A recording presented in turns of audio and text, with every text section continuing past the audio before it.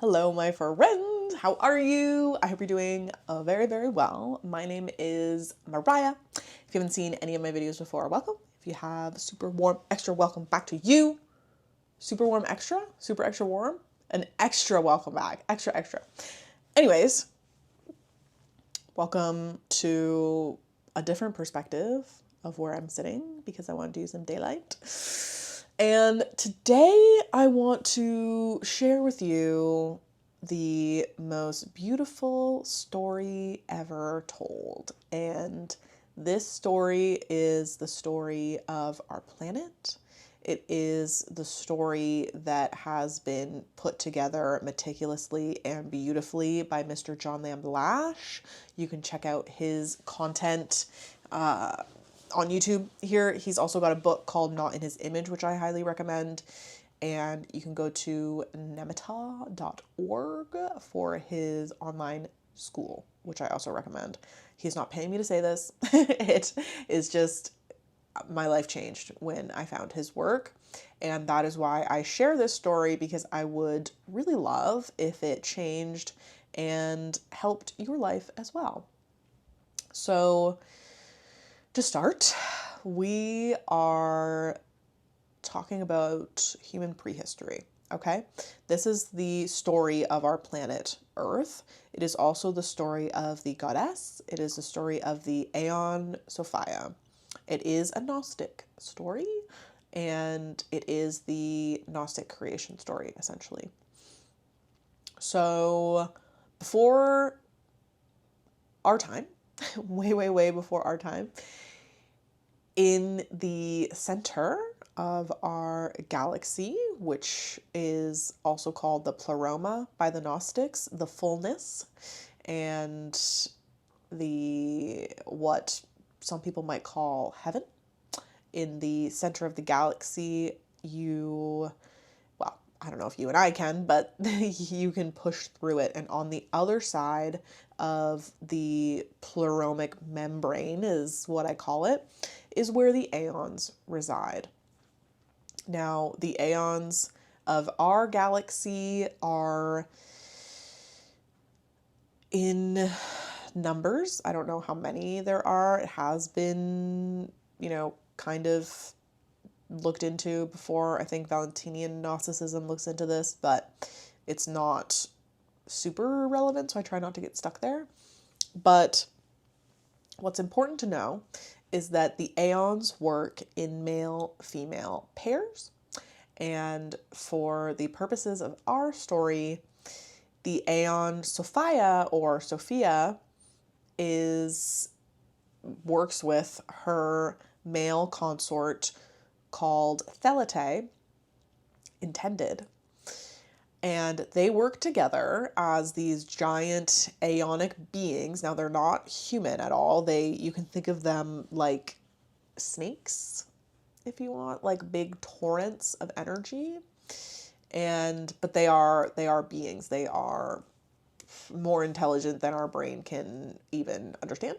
And this male-female pair, the Aeon Sophia and the Aeon Thelete, worked together to create the beautiful, wonderful, amazing human genome. Now, when you're reading Mr. John Lamb Lash's stuff, which I do highly recommend, I think you can even get episodes to your inbox at fallengoddessscenario.org or sophiaticmyth.org. I'll try to find the link. And he says that humanity was their designer species. Like, this was like it, right? And, they make these creations, and typically what happens is they would make a creation and they would send out the nucleic acid packet through the pleromic membrane into the galaxy along these little tendrils that exist, like string theory kind of things, where there are certain paths that they can go, and they would be sent along these paths to gestate and create life, is how it typically would go, but our story is not typical. And the Aeon Sophia and the Aeon Thelete had attempted to bring success to humanity a number of times. Mr. John Lamb Lash says it was 9 times already, and that this was the 10th attempt to get humanity to not self-combust, I guess, to really be successful in the way that we were designed to be successful. Apparently we were over-endowed and we're kind of given too much power and just, I'm sure that makes sense to you because you can see it in daily life right now. And so Sophia, the Aeon Sophia, is noted as being a relatively young Aeon, and she was concerned. She was concerned with humanity's survival. She was like, this is my amazing creation. And she started to daydream or creatively imagine, as one might do when you're thinking of a problem. She started creatively imagining a solution for humanity. She started to think on her own, without her male consort, her male counterpart, for solutions for humanity to thrive. Now, this creative imagination, this creative daydream of hers, because of what she is, an aeon, a generative force of creation,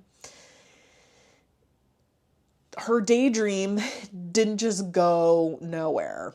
It started to take effect, and her creative daydream of imagining a solution for humanity to thrive pulled her daydreaming body. You can think of this kind of like a mitosis daughter cell split. It pulled her body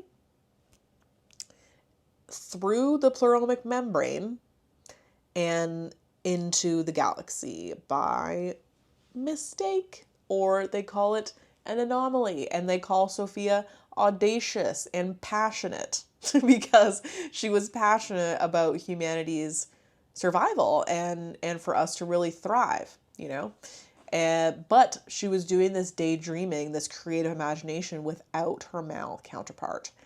That was the true mistake, was that she was doing this unilaterally without the Aeon Thelete, who was more experienced than her. And this caused her to fall. She was compelled out of the Pleroma, and Mr. John Lamb Lash describes it as falling into her own experiment. So she falls through the pleromic membrane and into the galaxy, what the Gnostics call the kenoma, or the material realm, I guess you can call it, but our galaxy. And she's falling. She is falling through space and time. And as she's falling, she notices that she gives off this little bit of, I don't know what you would call it, an offshoot, an excess, a deficiency is what they call it in the Gnostic texts. But because she did this imagination, this creative daydreaming without her male counterpart, as she fell, this caused a deficiency and caused a literal expulsion to come from her falling body. And, that she is just this pure generative force. And, we can do an experiment today. There was this guy doing it in the 1800s, I believe, where with the right amount of water and electrifying a crystal, I believe, you can generate these gnats. They just get life from that and become they just boof into creation, which is crazy. But this is essentially what happened to Sophia as she was falling. She is this electric generative force that is, has these properties attached to her. This is electric universe theory, the fall of the comet Venus. And it caused her to create this expulsion from her body that in the text is described like an aborted fetus. And this aborted fetus came from her body. So it had a little bit of her power, but it was not created in the Pleroma. And it did not have the balance of creation that is necessary to really make anything true and that has, real purpose. It had the complete deficiency of the male. It was made only from her body and from her mistake of not imagining a solution for humanity with her male counterpart. This caused kind of the anti-male to be created and just spontaneously gain life from her body. This is what the Gnostics, or this is who the Gnostics describe as the demiurge, the leader of the archons, the reason why humanity is still not thriving as they should be thriving to this day. Thank you for that, Mr. Demiurge. Thanks for that. And it's, this is in the Gnostic texts, and some of the information is spliced in by Mr. John Lamlash in his comparative mythology, but for the most part, you can find this in the Nag Hammadi Codices. And so Sophia is continuing her fall. She's very confused, and because she was imagining a solution for humanity to thrive, she had the human genome like attached to her dream body that fell through the Pleroma. And, she just accidentally birthed the demiurge by mistake. Oops. And because he has some sort of a little bit of agency by being birthed from her body, he can kind of create.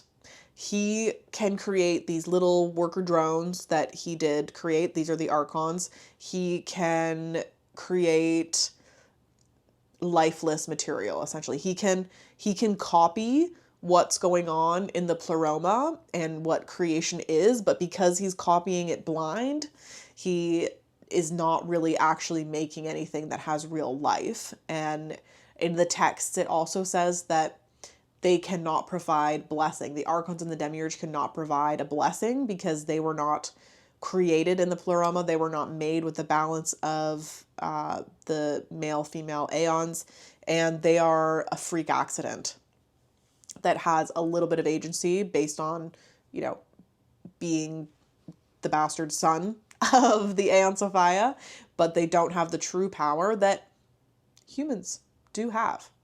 And so Sophia is falling through space still. The demiurge is gaining his own life, and because Sophia is still on her fall, moving away from him, he thinks that he's alone. He thinks that he's the only one in this part of space, and he can create. So of course he thinks that he is the Alpha and the Omega, the beginning and the end. You will have no other gods but me. I am a jealous god. That's some tea right there. That's piping hot. And so there is a part of this saga where he declares that. He declares that, I'm the only one. There's nobody else. And because Sophia is an aeon and, is not just this random being, she hears him and she immediately appears to him and says, "No, child, come here and I will give you your own space to do whatever you want and just stay within your boundaries." And once he saw that she existed, he was like, no. He's like, this cannot happen. Like, I'm the only one, blah, blah, blah. And that is when Sophia said to him, like, no, there is actually an illuminated being, an illuminated child of light, aka humans, that will be in existence and will destroy your existence. And, this is kind of their interaction, their dialogue. And because of that, the demiurge gets really envious, and his envy towards humanity for being intended and created in the Pleroma and protected by this same, technically the same mother, caused this deep envy in the demiurge and the archons, where their only MO is to stop humanity from living their best lives, essentially. We can say it like that. Like, it's almost as if they don't want to stop human life. They want to make human life the worst possible that they can, because they get satisfaction out of that.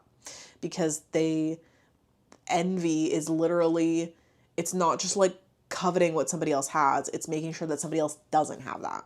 So it's taking away, our power, essentially, is what they want to do.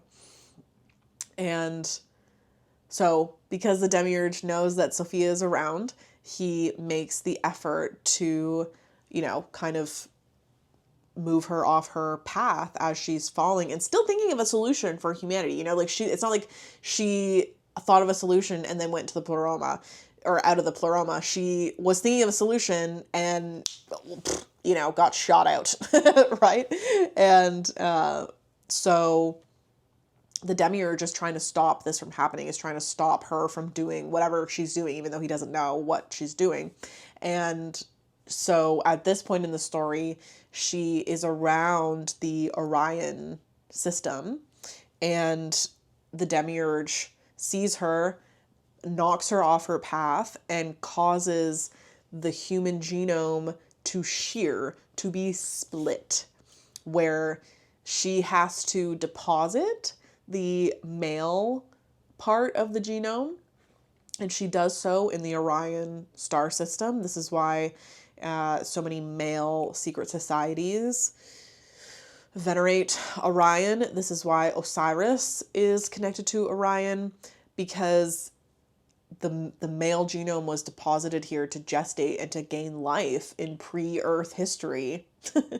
And they eventually became hunter shamans, where they don't have the same density that humans do, just because of where they gestated and where they gained life.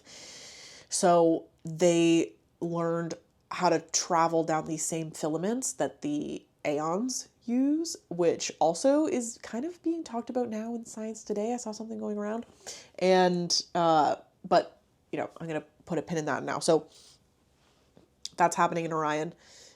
Sophia is still falling. She's like, oh shit, like I've lost the dudes. And she's falling, and the demiurge is working on a trap for her.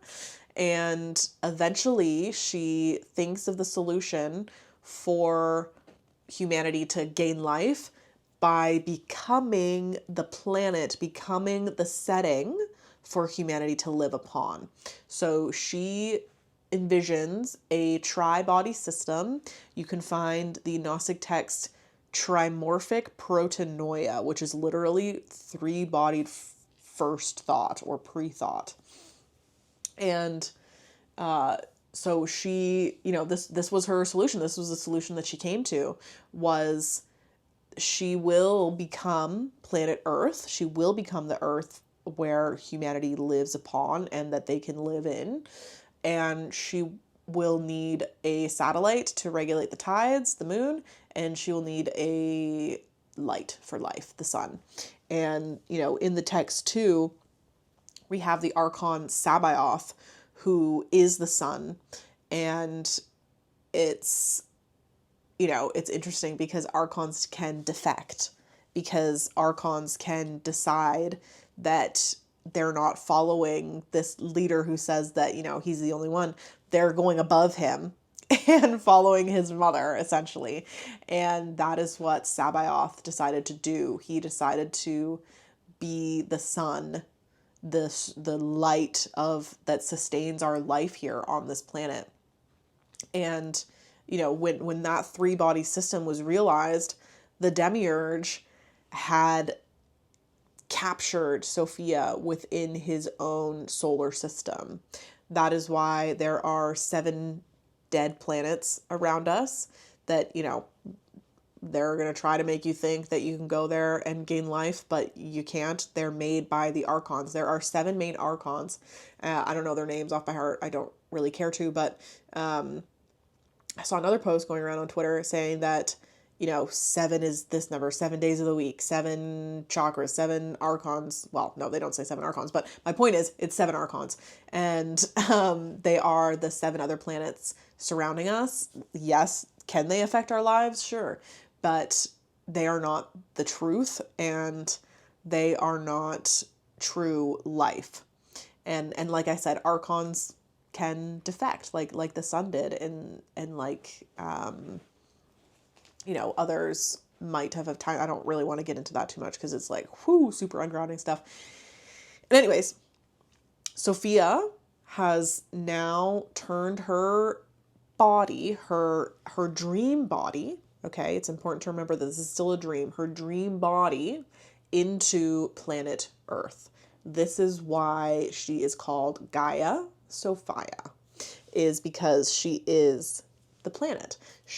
The goddess, has embedded herself here so intimately as our planet Earth that she is bubbling up from each moment, each minuscule molecule that is here is full of the deity, of the goddess. She is so embedded in this planet that we often miss her. Now, as she gained life, so did women, because she still had the female genome attached to her. This is why the first inhabitants of Earth were women. You can see this reflected in the Amazonian mythology. You can see this with the rise of nymphs and other elemental, like half water or half tree or half, you know, whatever, half woman beings, is because as Earth was becoming alive and gaining life and you know, being dreamed alive by the goddess, so were women. And these women were so in tune with Gaia as the goddess that was intimately with them, that they created alongside her. They could dream creations with the goddess into reality. And so they did this for a while, and Earth was teeming with life and lots of animals and lots of vegetation, that these men that are over in Orion that are doing their hunter shaman thing are looking for planets to go and hunt on. And they found Earth, which is, I think, the most beautiful part of the story, that men and women are just meant to be together, you know, that there is that sacred pairing that not only creates physical life, but compelled men across the universe, shout out to the Beatles, that compelled them to find us, that women literally magnetized men from the Orion star system to come find us. And then, you know, we have what we have today. And it's because, you know, original creation here on planet Earth was just done by women dreaming, was done by women dreaming in the earth and with the earth. And that's why you see these beautiful mounds, and why there are certain sacred earth sites and earth spots, is because that is where these women would go to interface and to interact with the goddess that's embedded here, the organic light of this planet, and dream alongside her, dream creations into reality alongside her. Because of that whole backstory of how she got here and who she is, it's possible to still do this today. Now, the powers that be, that, let's call them, they don't want you to know that. They don't want you to know that the Aeon Sophia is here as, not only as our planet, but as a physical light, a white light, the full spectrum of light, of harmony, of wisdom, of intelligence, is accessible in each freaking moment, and it's just beyond the visual, the rational spectrum, you know? there's light going on all around us that our human eyes don't see. There's stuff going on all the time that our human mind doesn't comprehend, and some people see it, some people comprehend it, but not everybody can see radio waves, for example. Not everybody sees the waves that are happening in your microwave. And I mentioned this in my other video, but I was reminded recently that the iPhone is flashing infrared light into, actually, I don't know if it's infrared because then you might see it, but maybe it is flashing a light that you can't see into your third eye every time you hold your face up to it. Because light is real and it's beyond what you can see. And that is where the goddess is. She is here physically and you can physically see her.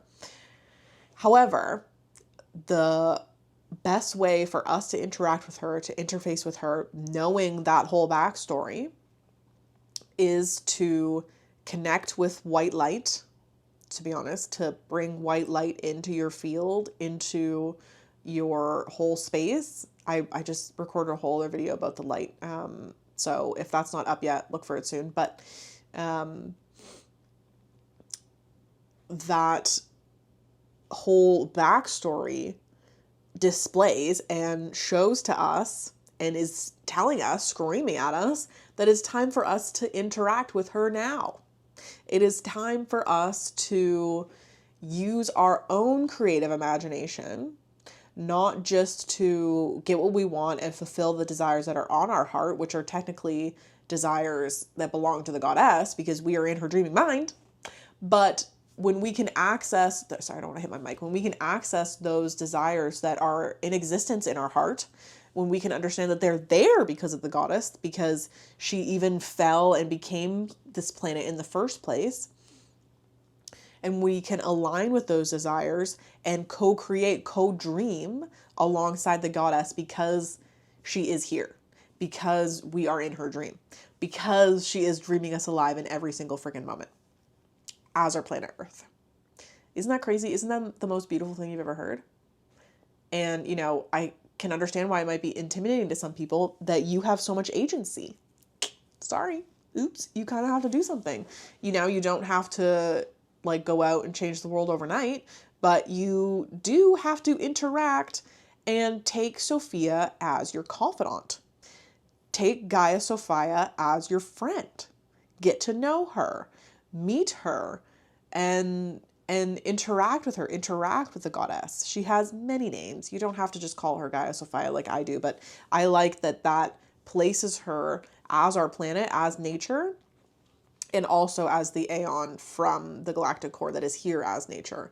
This is why it is so cleansing and healing to go out in nature and to sit by a tree, and why the tree can give you insights, and why you can interact with freaking everything, and how you can hijack things and whatever, what have you. That's too much for the purview of this video, but our interaction with the goddess is of paramount importance. And she is not only here as the sacred organic light, she is here as our planet. So if that whole Aeon Sophia stuff is not quite clicking, connect with nature. Connect with a plant that's in your house.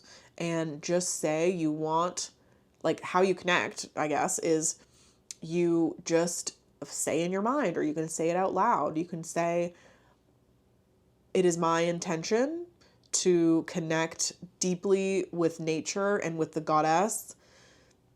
Goddess, hear me now. Hear me now. Miss Goddess, Gaia Sophia, Gaia, Planet Earth, the Aeon Sophia, Sophia, Ishtar, Inanna, Diana, Anna, Hathor, Isis. There's all these different names that are still talking about the same cosmic mother goddess. And your intention is, show me how life can be the most beautiful it can be when I'm interacting with you. Or show me how you show up in my life. Show me what it looks like to work with you. Show me how to work with you. You kind of have to assert that this is what you want. You have to direct her. You have to use your agency and start to direct the dream of life and direct it alongside the goddess. You can even, your intention can be, show me how to co-dream with you to further the capabilities of both you and I. You know, these are all just beautiful things that you can say and intend, and then you just have to let it happen. You know, this is kind of, I think, the hardest part for people is they think that it's just going to be like, boom, bam, overnight, you're going to have this like crazy miracle happen. You have to allow her to bloom and blossom in your life. And it does take time, but nature takes time, baby. There are cycles for a reason. Cycles are necessary. And when you assert your intention with the goddess, she takes it seriously. And it's up to you to assert that intention, for sure. And it's also up to you to continue to connect with her. And the reason why I say putting that bubble of white light all around you is effective in doing this is that it invites her frequency into your life. And it allows you to not just see her, but receive her. Because she can always see you, she always has your awareness, but we're not always seeing her. Most of the time we're just like stressed out and freaking out about stupid shit. And by inviting the energy of the goddess, which is the white light, which is the harmony, which is the infinite intelligence, that is kind of like clearing the field out of junk so that when she shows up and is giving you insights, whether internally or externally, you can receive them. You don't just dismiss them. And this is really how we interface and how the story that I just told you, the most beautiful story of our planet, becomes alive. It is alive, but you have to know her, you have to identify her, and you have to let your life cycles happen as they happen, and just continue to every day set an intention that you are ready for your life to become the most beautiful that it can be with the goddess. And I really think that that's the most beautiful thing of all, because it will come alive in your life. I promise you. Test it out. Work with Sophia. Do it. I dare you. I double dog dare you. Do it. Let me know how it goes. Bye.